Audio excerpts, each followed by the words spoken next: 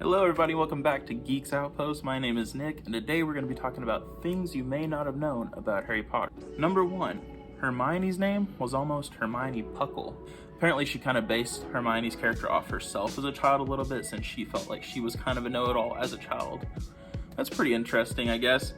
She also said that she was originally going to have a younger sister, but she never really found a way to kind of fit her into the books later on. So that's pretty cool, though. It would have been interesting to see what a younger sister of Hermione would have been. Would she have been a know-it-all? Would she have been more timid or shy? Who knows? But I think that would have been very interesting to see. Number 2, Gilderoy Lockhart was actually, possibly, maybe, based off of J.K. Rowling's ex-husband. She did say he used to tell whopping great fibs about his past life, all of them designed to demonstrate what a wonderful, brave, and brilliant person he was. Perhaps he didn't really believe he was all that great and wanted to compensate, but I'm afraid I never dug that deep. Ooh. She also said he's probably out there now telling everybody that he inspired the character of Albus Dumbledore, or that he wrote the books and lets her take all the credit. Ooh. Hey, that sounds like a stretch, but hey, conspiracy theorists out there. Maybe, who knows?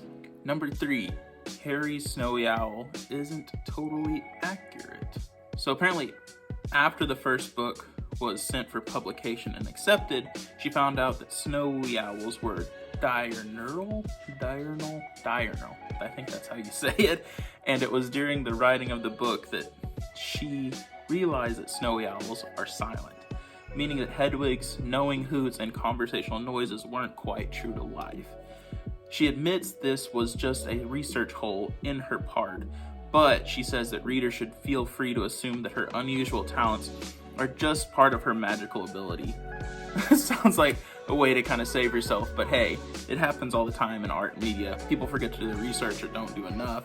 Something like that happens, it gets kind of retconned later on down the road, but hey, that's kind of a fun way to get out of it. It's just, oh, she's a magic owl, maybe she's different. Another thing people say is that with her breed of owl, or her species I should say, the males are actually the ones that are usually the white, kind of fluffy ones that we kind of see more. Hedwig is a female. A lot of people didn't know that, actually. I was surprised to hear that. But yeah, Hedwig is a female, so the fact that she's a pure white snowy owl doesn't make sense, because apparently it's only the males that are that color. Number 4, collecting unusual and interesting names and words has been a lifelong habit for J.K. Rowling. She says that she really enjoys reading lists of unusual names, from war memorials to baby name books, and made it a point to remember her favorites. Some of them found a new home in the Harry Potter books. She makes up some of the words too, like Quidditch. That's a Rowling original. She filled up 5 pages of made-up words that started with Q before she hit one that landed. Voldemort and Malfoy were also invented. Hey, ain't gonna judge you there. You're writing an original book. It's cool to have original character names, and I will say Harry Potter is one of those books out there. No matter who you ask, those names are very unique, and you really won't find them anywhere else. Good on you, J.K. Rowling. Number 5. Now this one is something I always wondered as a kid, especially after reading the books and watching the movies. This says if a muggle were to happen across Hogwarts, all they would see was nothing but a ruined castle with large signs saying keep out. That's pretty cool when you think about it. I know if I were in the muggle world and I were to come across Hogwarts just as a whole and it didn't have some sort of magic incantation on it that made it look like that, I would definitely go check it out. And someone would definitely wipe my memory. But I mean, that would be pretty cool to happen across, just hanging out in the countryside and seeing a giant castle kind of over the horizon, and you know, a bunch of kids flying around on brooms and stuff.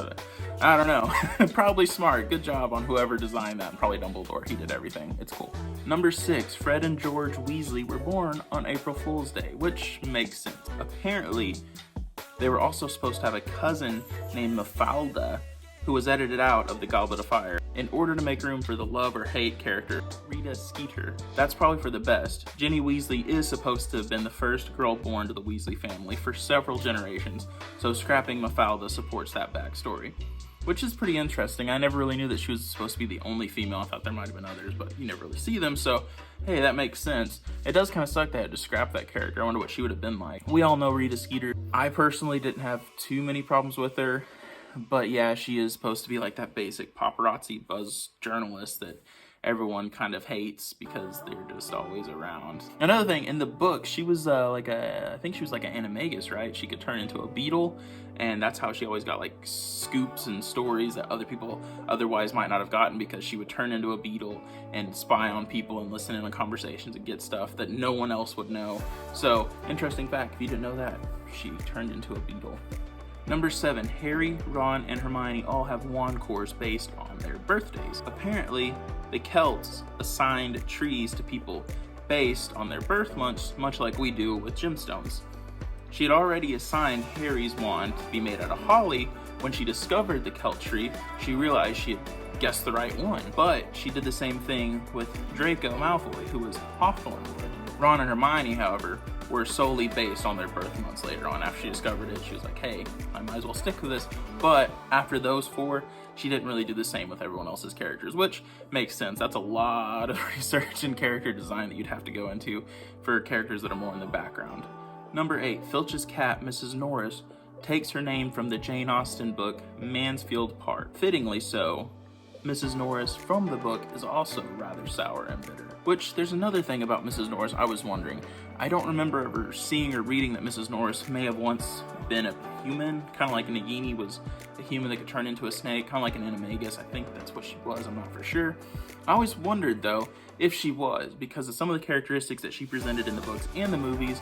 It makes me kind of wonder, like, was she once human and found Mr. Filch and, you know, befriended him after she was, you know, permanently changed into a cat, or had accidentally was cursed into being a cat or something like that. I always wondered because of some of those attributes she has, like the red eyes and just her personality seeming so bitter and stuff. Maybe that's just a cat trait, like a magical cat trait, like Quickshanks, who was also, there's like a big backstory around Quickshanks. But I just wonder if she's also like a magical cat that's been around forever, kind of like Quickshanks. Makes sense. Number 9, Snape was actually based off a teacher that J.K. Rowling once had during school.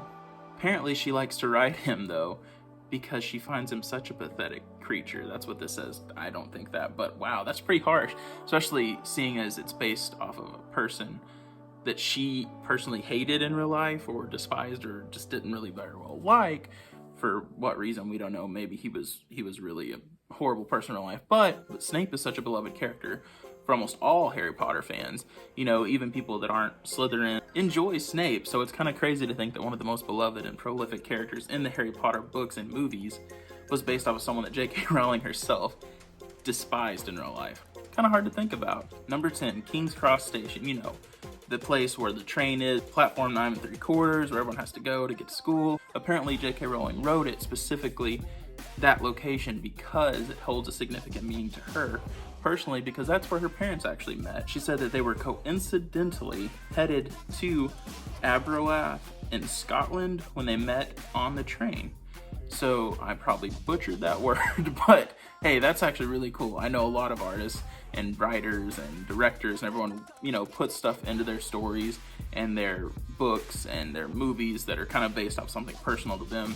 So it's really cool that one of the most prolific places in the book is actually based off of something very, you know, sentimental to JK herself. So that is really cool.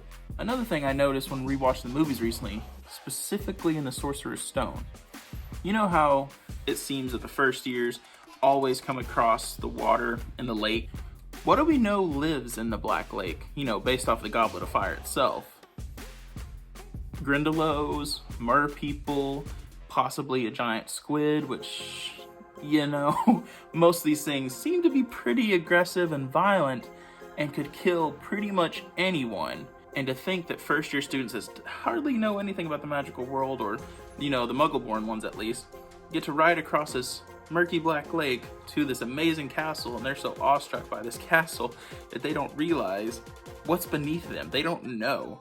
And to me, rewatching those movies and realizing that, that's a horrifying thing. I wonder if anything horrible had ever happened, like maybe, you know, the giant squid came up and took a boat or attacked someone, or I don't know, they never write about it, but just saying, could happen. They do say students die at Hogwarts, and it's a possibility.